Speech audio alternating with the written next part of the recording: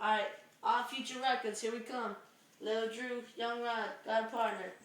Yeah. Huh. Y'all know who this is. Young Rod. Alright, let's get this, Lil Drew. Okay.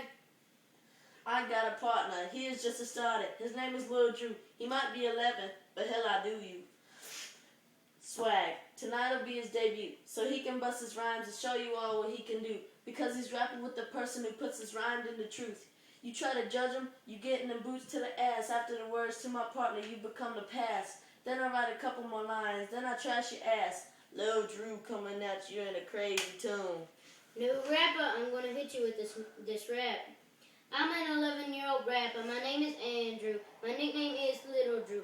I'm above you. Yes, I'm cute.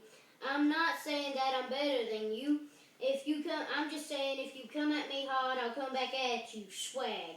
If you come at me, I'll come back at you with my homie Young Rod.